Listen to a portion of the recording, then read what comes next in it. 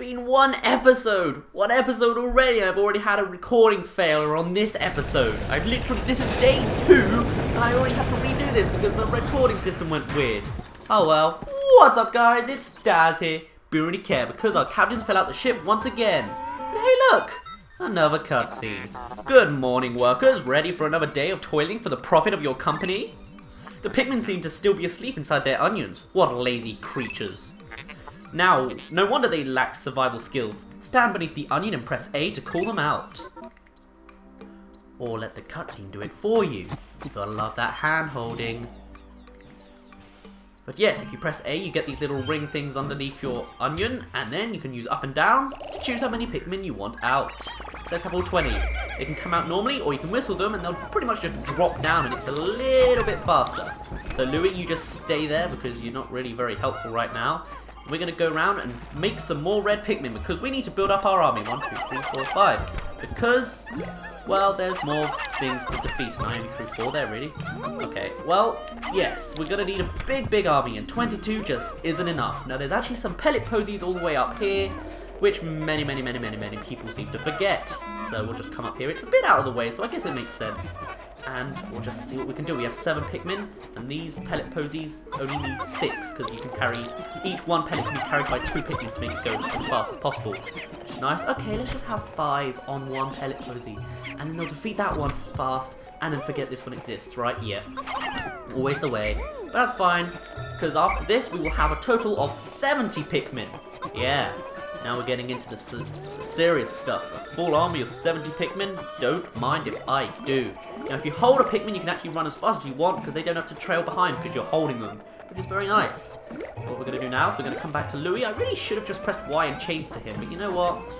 Doesn't matter. Louis is pretty useless. Wow, Pikmin. I know I got you caught in the onion leg, but you didn't need to go all the way to the side like that now, did you? Alright, if you tap A repeatedly, you don't need to go up to each individual Pikmin sprout, you just do it automatically, which is nice. And what we're going to do is actually, after we pick up all these Pikmin, we are actually going to whistle Louis. He's still going to be as useless as ever, but might as well have him there. This is a pellet posy which hasn't quite grown yet, you just have to wait over time. Generally, like, it's not going to take days to appear, it will take like minutes, which is probably hours in this daytime. Actually, I don't know. Is this just a game that's really well sped up and like this is actually a massive area and it takes like a minute to cross this? Or is this, do the days really go by in like 13.5 minutes? I don't really know, but let's just wait for this pellet posy to grow. It shouldn't take long. As long as we run into this wall, it should be fine. And while we wait, why don't we pluck more Pikmin? Now in Pikmin 2, it's going to be nice and quick to pluck the Pikmin, because now instead of having 1 captain or 3 captains, you have 2, so you get to pluck twice as fast as you would before. Pluck, pluck, pull up, nice and quick and easy. There's the pellet posy. It's a 5 pellet, so naturally I'm going to throw 10. That was probably more than 10. Let's see, how many did I throw? Ah, I threw 11. Okay, that was good enough. And after that, it should give us... Actually, I don't think it's going to give us 70 yet. We will get 70 by the end of the day, but it's not because of this. Right, Louis, you can stay back because you're pretty useless. In fact, actually, we don't actually have enough Pikmin to actually continue, so you need to get that 5 pellet. You don't need the pellets that are all the way out where we went, that was out of the way, because it's just a bit of a nuisance if you have to go all the way there and you have to do it. But it's good what we got for now. So, as we've got another paper bag, let's throw all of our Pikmin on there. Now in Pikmin 2, it's much more efficient to just throw with A to attack or do anything, because there's no limit between throwing. You can throw as fast as you can press your button, which is very helpful, because in Pikmin 1 and 3, it's best to swarm enemies, but in this, it's best to throw. In most cases. Not every case, but yes. We have another baby. With every baby, there's an adult. I would usually recommend swarming, but in this game, you can just throw. If you get him on the back, then generally he has to stop to actually turn around before he starts attacking. Hope he doesn't kill any Pikmin. He's going for a bite. Alright, he got a bite, but he didn't kill any Pikmin, so that's good.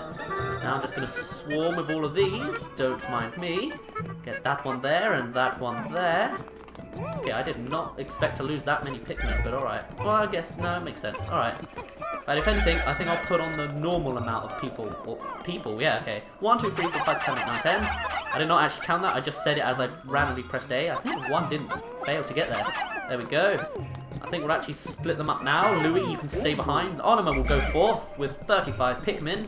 He's going to break down this wall. Now the logic of Pikmin 2 is if the Pikmin get here, to break down a wall, you just bash it again and again with your head. It's very nice. Louis, you can just go back to the home front and wait to pluck more Pikmin. It's going to be great for you, it really is. Just taking some pellets and a massive Bulborb thing. By the way, look at this Bulborb. It's a massive Bulborb thing, right? It takes 10 Pikmin to carry, and yet these Pikmin have the powers to actually pick these up. I guess the Pikmin are supposed to be ants, but damn, picking up a massive Bulborb like that, and it only needs 10 of you? Good job. I like the idea of having like an ant army though. Like if ants were either bigger or we were smaller, I'd love to have an army of ants just like to do my bidding. It'd be nice. How's the bridge? How's the wall doing? Good. Comes down. The walls in these games come down in 3 sections. You'll have it at the top of its peak, then it will go down a third of the way, then a third again, and then it disappears after the 3rd time, which is nice, I guess. I've got to stop counting because it's not actually making any difference. It's just me saying numbers as I throw them. But yes, once all 3 go down, we get another cutscene, and Oliver's being suspicious of what's behind it. Someone whispering in your ear, dear boy. How could Pikmin destroy such a massive wall? When massed, their might is ferocious. Louis, did Oliver instruct you on proper Pikmin commanding protocol? I don't know, Louis not even in this cutscene. Apparently not. Oliver, you are failing in your duties as a superior. Allow me to explain. Oh, I'm sorry, Ship. Please, tell us the same thing you told us yesterday. I would love to hear about it. C-Stick is useful for swarming Pikmin around treasures and enemies, or making them march in a line. Yes, marching in a line is actually something I didn't show. If you swarm in the same direction for quite a while, they'll eventually get into a position, and they get in a line, which is nice. The more Pikmin you have, the thicker the line gets. Now actually, we'll have a treasure over here, which takes exactly 35 Pikmin. It's almost like I planned it, or I played this game already, or I played this day already. And you can just swarm nice and easily around the treasure. And that looks really pretty with all the leaves like being perfectly symmetrical around it. Well, not perfectly symmetrical, but you know what I mean. It's like perfectly spaced out. And whoa, we have a lot of sprouts to deal with. Come on, Louis, you've got to use your hands for something now. Just keep on rolling through. So, even though this is day 2 and this technically shouldn't be a tutorial day, it kind of is. It's pretty scripted. There's not like you have free will. You have to pretty much do most of the stuff I'm doing here. You don't really need all 70 Pikmin, but I'm going for it anyway. And it's kind of a nuisance. But after this, do we get free will? We kind of do actually, yeah. I guess. I mean, I guess on this day you could just do nothing, but generally, if you want to progress, you have to do pretty much what I'm doing here. Now, even though this it needs 35, you can get a maximum of 45 on each treasure. Every item basically can have more than you actually need, so it will, basically all it does, it makes it go faster. See, now we've got perfectly symmetrical around all the circles, which is very nice. Now, Louis, you can just sort of hang about with your 25 Pikmin at the home front, because what else are you going to do, really? Oliver's already been here, he's survived with these Pikmin, he's probably been here for a maximum of a month, though it usually takes me about a fortnight to complete Pikmin 1. What do you know? What do? You just, like, stare and make your eyes pop out. Yeah. As they say, one man's trash is another man's treasure. Utter scrap worth 170 Pokos, and it says 250 milliliters, in case you were wondering. Alright, so now with a big army of 70, that really doesn't look like 70, but it's nice to know that I have all those Pikmin and I can just press A as fast as I want to throw them all at anything. It makes me feel powerful. But yeah, we now have an army of 70. It's very good. Oliver, what are you doing all the way out there? Why couldn't you be in the way of the path? That would be more convenient for me, but no, you had to not do that. Alright, fine. Well, Pikmin, stop getting stuck on an invisible wall. Pikmin, come on. Alright, now I want to do the thing that you're really not supposed to do with the Pikmin. That is, I want to name them. But I'm not going to name them as individuals like that, because that's going to be crazy. Naming 70 names on day 2? No, thank you. But I would like to name each colour, but I don't know the names of every colour I want. I have the names of, and I'm sorry for spoiling the colours, I have the names of the reds, the blues, the purples, whites, and then the winged and the rock, which I'll come to later. I don't have a name for the yellow Pikmin, or the 6 Pikmin we're not supposed to know about, because I really don't want to spoil it. So if you could make suggestions, that would be really good. And because of that, I'll show you the names that I have actually got prepared for these Pikmin. So the reds, I want to call the Jerrys, because Tom and Jerry, and even though the mouse is brown, apparently, it's red to me, because I'm colourblind. Yeah, I know, colourblind me playing the colour game full of colour. Yeah, it's going to be great. The blues are going to be Tom, because Tom and Jerry, they could be the Tommies. You got the purples being the big Bessies, because they're massive and fat and all that. You're going to have the white Pikmin being Johnson, because that's actually referencing another game, which I'll come to later. And then, if you were curious about the Pikmin 3 Pikmin, I would have called the rock Pikmin the rock Reggies, the winged Pikmin the winged Wendy's, and that's about it. I don't know what to do with the yellow Pikmin or the 6th Pikmin. I really don't. Like, maybe yellow fairies or something? I don't know. But anyway, if you have name suggestions that sort of go into that sort of line, then please comment and then I'll use them eventually. Interesting. Warm air is welling up from the hole in the ground before you. What couldn't lie underground? What is wrong? You both show expressions of unease. Do not fear. The leader's group of Pikmin will join you. I shall dispatch my research pod too. Approach the hole and press A to jump in.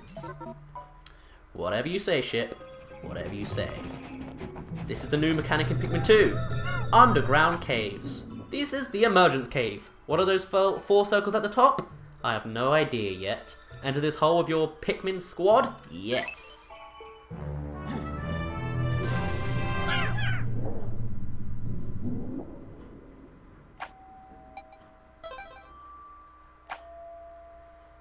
Sublevel 1, Emergence Cave.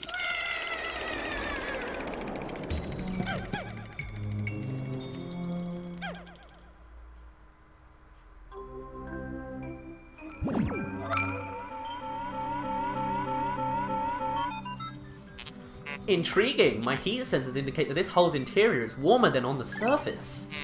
Analysis suggests subterranean areas may support different life forms than the surface. If you wish to check underground terrain, press start to communicate with me. I am not just a ship, I am an all-purpose support pod.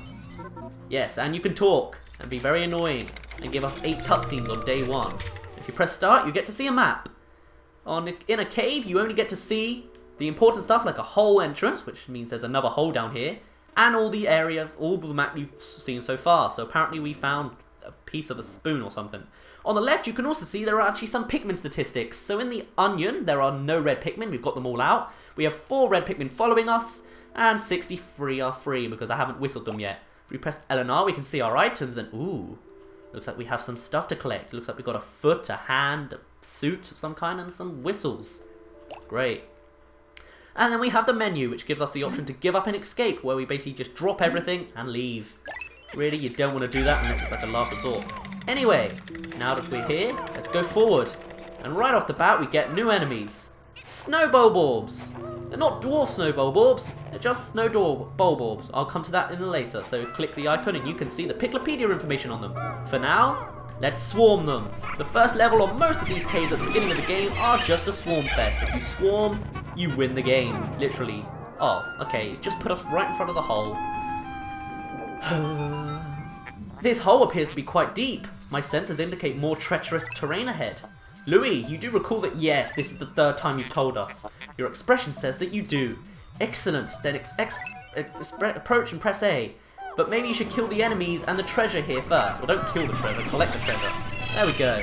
Now, because I don't have ACD or OCD or anything, but I really just like cleaning up these sublevels, so I will be collecting the enemies, even though they're worth practically nothing. But that's fine, because we're only here for the treasure, and we're just here to clean up, because that's what I like to do. It's much more satisfying when you have a room of emptiness, because you cleaned everything. I don't know. I like it. I like it a lot. That's just how I work. Deal with it. Now, you may be wondering, there's no onion here. So what's the ship going to do when he gets a creature? Well...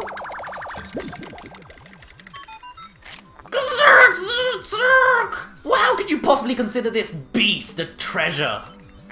Beasts are incompatible with my circuitry. I suppose I will store your finds in my hole. But I do not think beasts will be worth much. Out of one cutscene, and into another.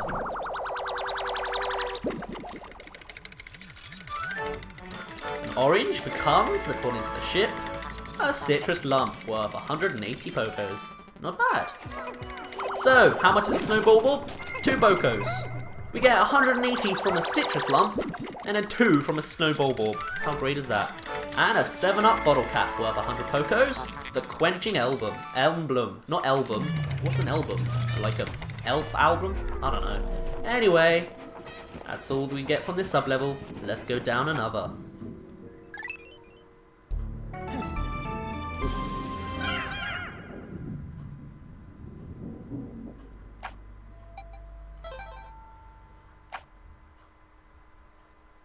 Emergence Cave sub level 2.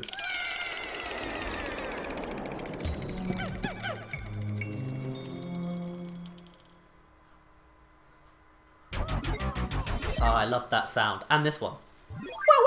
So, when you get to the final floor of any sub-level, you'll get that. So, once again, we have a Swarm Vest, so let's kill these snow Bulborbs. Yay! Now, Louie, I know you're useless and all that, so I'm just going to leave you here to wait for the Pikmin to carry back stuff with their ship. And actually, first, we have a very important treasure ahead of us. That shadow is very polygonal. That's not very good. It's inconceivable that such an immense object has been buried here for so long. Also, how am I going to suck that thing up? I swear I'm a tiny little head thing. The design on the outer shell resembles the surface of the planet as seen from space. Perhaps this could be used for something other than salvage. But how will we ever lift it? I fear that even 100 red Pikmin will be unable to lift it. Yeah, you heard that right. We have 70 red Pikmin, and you need 101 Pikmin, or at least the strength of 101 Pikmin, to lift this up. It's crazy. I mean, look how many Pikmin are on that. Can't pick it up. So I guess we'll just have to come back to it later. For now, I guess we'll just swarm all of these enemies and kill them all for our own desires and our own pleasure, I guess. You, sir, I will flatten you. If you can get Pikmin right on top of it, you can squish enemies, and they'll go down in one hit. Of course, this only really works on the small enemies. You're not going to be able to do that with the adults, I don't think. Now, in my first playthrough, or in my last recording, I tried to throw Pikmin at all these. It's not very effective, so instead I'm going to swarm. It's much better. Now, actually, if you haven't noticed, I'm playing the GameCube version. You can probably tell by the fact the cursor is always directly in front of Olimar and it moves really gently instead of a Wii remote that goes everywhere. And generally, I prefer the GameCube version. I don't know what it is about the Wii version, but it just doesn't appeal to me. Like, maybe it's because everywhere you aim with the cursor doesn't necessarily mean where the Pikmin will go, because you can only throw so far, and it's just, I don't like it as much. Plus, I grew up with the GameCube version, so I guess it's just a nostalgia factor. Oh well, let's continue.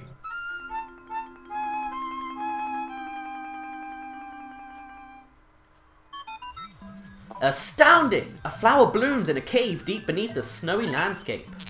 Clearly it is warmer down here than above. Look, the Pikmin are restless. They look as if they yearn to be tossed into the flower.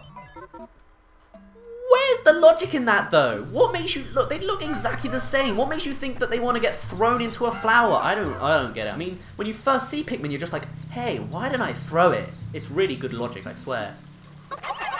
Not to mention, you can hear them screaming when they go in. That's the same scream you hear when they get eaten or bitten or something. It's terrible.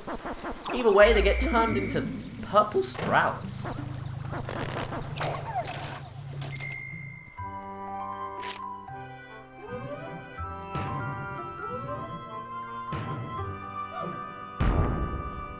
The birth of the big Bessie. Amazing! A purple Pikmin. It has hair and is quite stocky. It seems very heavy and strong. This kind of Pikmin was not mentioned in your report, Olimar. It must be an entirely new type. Transforming Pikmin by tossing them into flowers? Intriguing. Perhaps there are others. Ooh, so here comes the introduction of purple Pikmin. So, as you can see, they are purple. Who would have thought? They're also really fat and they're slightly hairy, but I don't think their hair has any effect.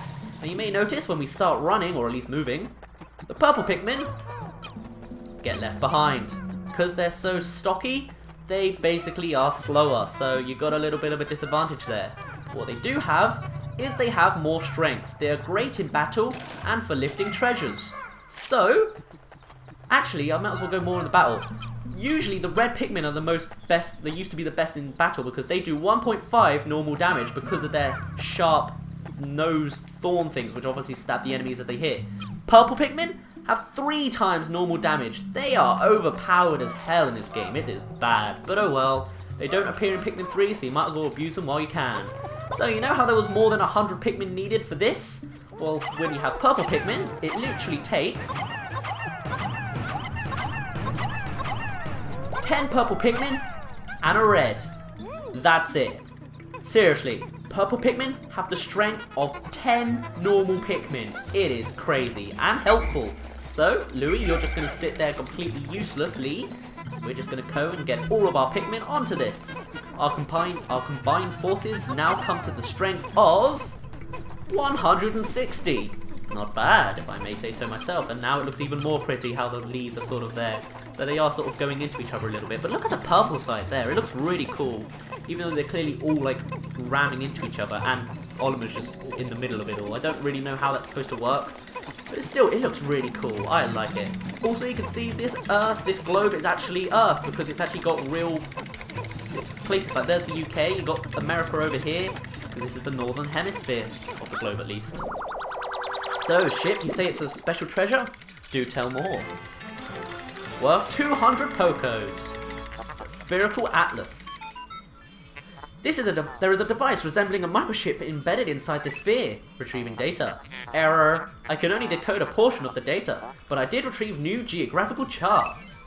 I will input this data into my planetary database and name it the Sphere Chart. Press start/pause to contact me and access the exploration kit on the radar screen with L. Now that we have this new data, you should explore the decoded territory tomorrow. So this is your new mechanic of finding new areas. It's nice and logical.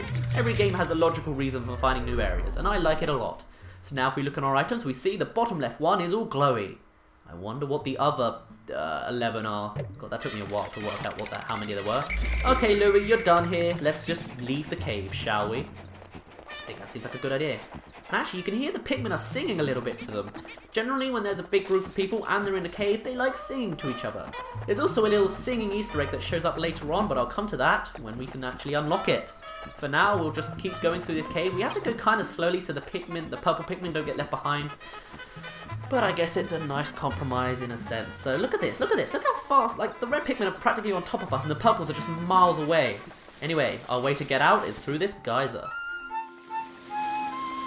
Convenient, no? Astounding! Water is shooting out of this geyser with incredible force! Sensors indicate it has enough power to launch you into the air. Approach it and press A to try. To try, not to actually succeed. As a child, I always used to think that hole was the Louis-shaped hole. It kind of works, except Louis made a dent, not an entire hole. Anyway, let's escape. Oh, I love it, the cutscene there. Every Pikmin makes a sound like wah! But sometimes you get, I think it's a glitch, where there's one Pikmin or a bunch of Pikmin that get left behind a little bit, so there's like wah! Wah! Yeah, I love it. It's like, I love that sound. Anyway, cave complete. We got all 3 treasures and we got 22 Pokos worth of enemies. 500 Pokos from one cave. 10,000 Pokos is going to be an easy debt to pay off. So let's save. And there's literally nothing else we can do here in the Valley of Repose. It is a tutorial day. You've done everything you need to do, so let's go back.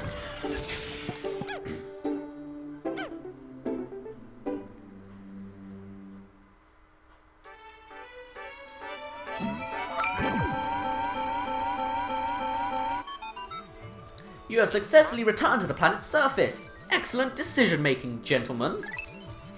We must celebrate your first successful spelunking expedition. Spelunking. You've gathered a large amount of data that needs in-depth analysis. I shall send a report back to your president tonight detailing your progress. Out of one cutscene and into another, what do you have to say now, ship? Oliver and Louis, since you will explore a new area tomorrow, today's work is done. What? You still want to work? Unacceptable! You may not realize it, but you are exhausted. This is literally the only time in the entire game where I say that you should rest. For the rest of the game, I'm just gonna pressure you to keep on going until you want to die. You should take a much needed rest, as you have all the time you need to collect treasure. Haste makes waste, so take it nice and slow. Slow and steady even, not nice and slow. That's literally the only time he's gonna say that. Anyway, another cutscene of sunset to end the day. You get to see each Pikmin go to their onion. But the purples don't have an onion, so they go into the ship. Hope it doesn't mind. Oh, that song, I love it. It's literally in every Pikmin game. It's just like part of a tradition, and it's great. Oh my god, it's a baby and an adult. Ooh, dodged a bullet, I guess, and a couple of pellet posies. Gotta love how the leaves of the trees fly out when you go through them. Today's report.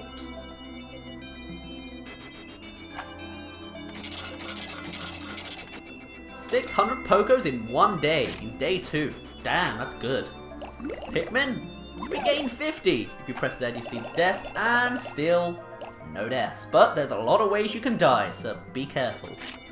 There's actually one more hazard on there, which I didn't tell us, but oh well. I'll come to that later. Really, I messed up on the second word. Baby steps first, Olimar. Plan well and don't worry about me. Our debt is with happy Hocketate savings and loans after all. Besides, there's nothing left to repossess. So ha! Save.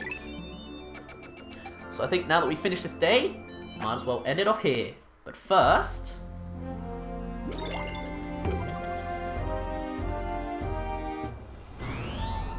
we unlock a new area, Awakening Wood. I bet there's no dick joke there that no one has ever made before. Anyway, I think we'll go and do that tomorrow. So for now, I'm going to end it off here. My name's been Daz. You don't really care, and I'll see you in a bit.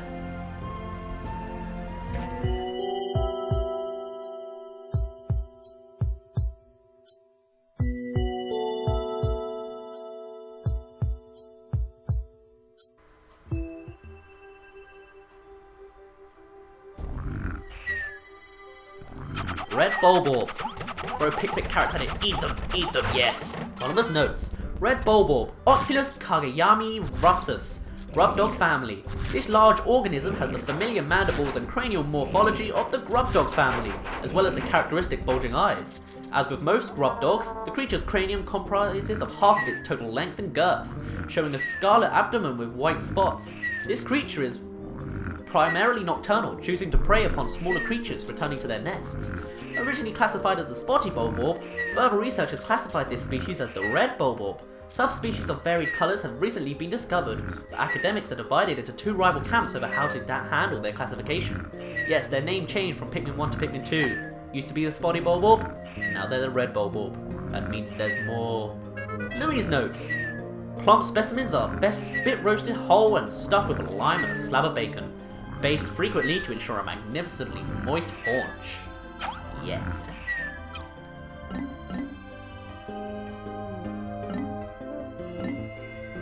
Snow Bulborb! Have some food, have some Pikmin carrots. Eat. Anonymous notes. Snow Bulborb. Pancerus Sudoukuli Frosticus. Redbug family. Like the dwarf Red Bulborb, the Snow Bulborb is a member of the Redbug family that seeks to survive through imitating the appearance and behaviour of a Bulborb. Its pale coloration and blue spots make for easy identification. In particular, this organism mimics the hairy Bulborb, but it is of course unable to grow the hair that gives the hairy Bulborb its name. However, as the hairy Bulborb has been known to lose its hair in certain circumstances, the Snow Bulborb is an effective mimic that is often mistaken for a member of the same species. Yes, I love it how it's not actually a Bulborb, these creatures. They're literally bread bugs pretending to be Bulborbs. Isn't nature great? It literally happens in real life nature as well, so I love it. I'd love to be a biologist if this was actually, like, real, like if there were an alien planet with creatures. Yeah. Louis' notes. Best grilled and served hot over a bed of fresh spinach and crumbled blue cheese. Very nice. Violet Candypop Bud. Yeah, it's not really going to eat the Pikmin carrots very effectively. Anonymous notes. Violet Candypop Bud. Flora Puniceus. Candypop family.